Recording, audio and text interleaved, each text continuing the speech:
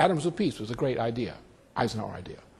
But he had a thing like Dulles on his back, and he had a thing like Arthur Burns on his back on the economic policy. There were limitations. Kennedy came in. Now, Kennedy had, of course, a fascist background in his father, Kennedy. Joe Kennedy was a friend of Hermann Goering and an opportunist who would not intervene to save a single Jewish life. So Kennedy was originally started out in the post-war period, like his brother Bobby, as a right-wing fanatic.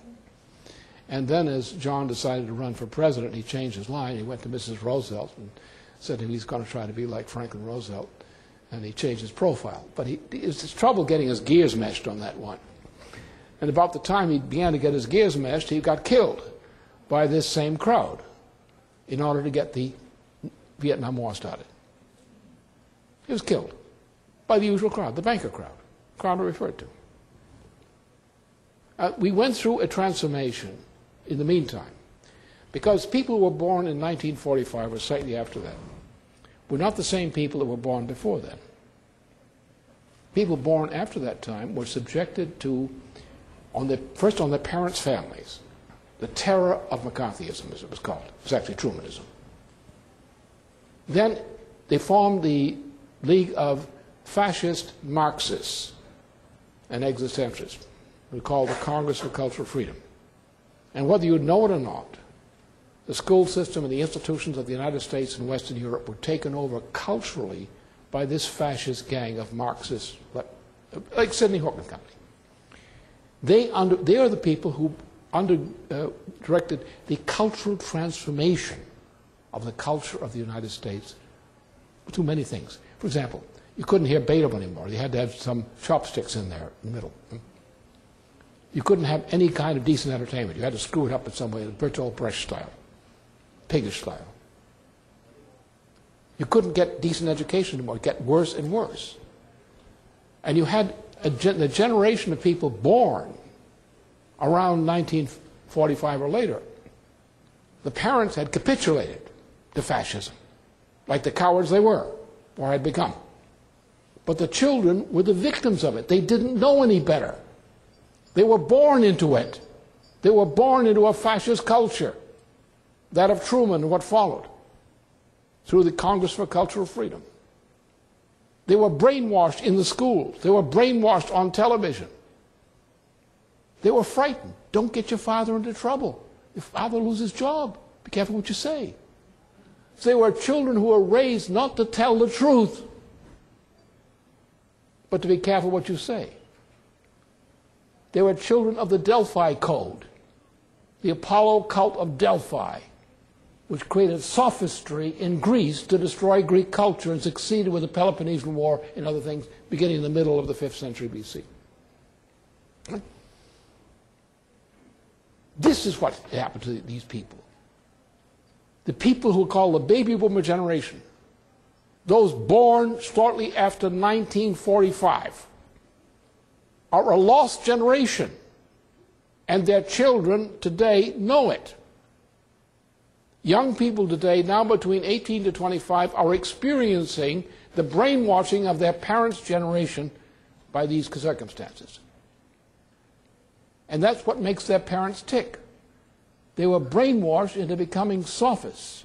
And we, the United States, are being destroyed the same way Greece, which had been a great culture, was destroyed itself in the Peloponnesian War through the influence of sophistry. We are a nation of sophists.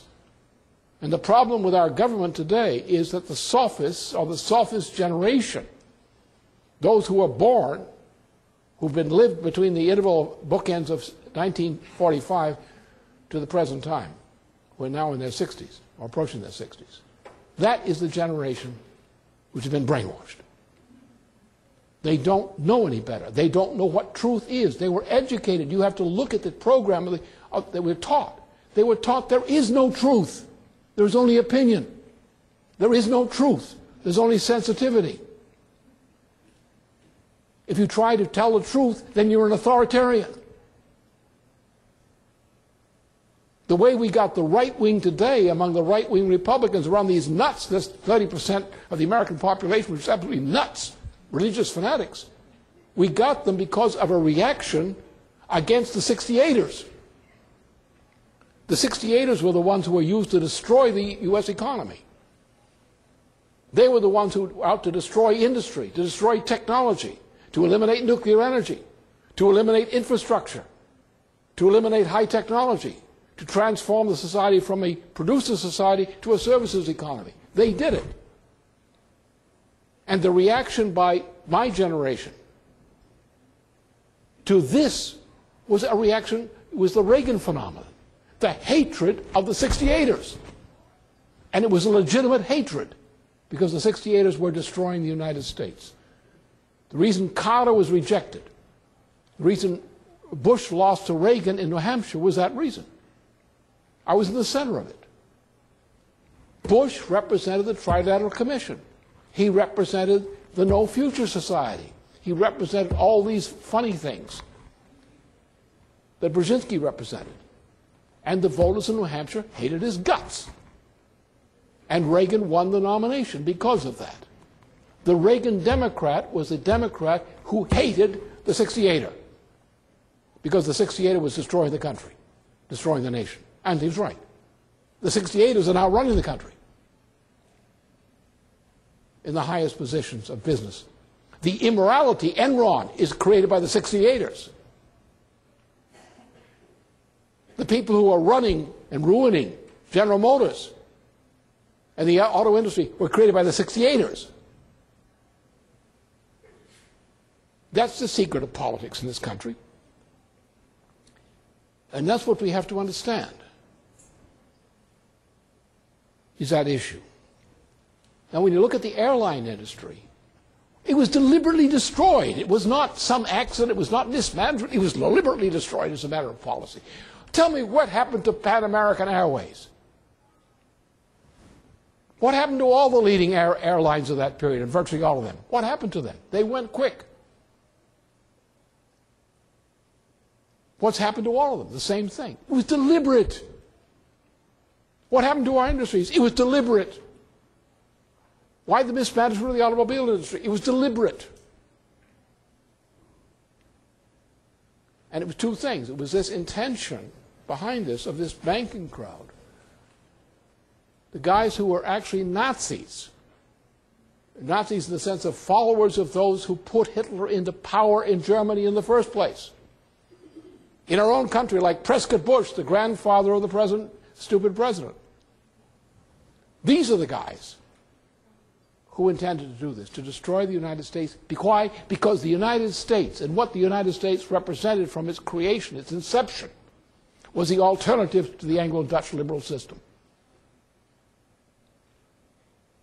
And they wanted to destroy it. And they couldn't destroy it from the outside, so they destroyed it from the inside. And if we recognize that we have been betrayed and are being destroyed in this way for that reason, and that we once had a great country with a great promise, and decide to take it back under its Constitution, then we can win. If we're not willing to do that, we won't win, we'll lose.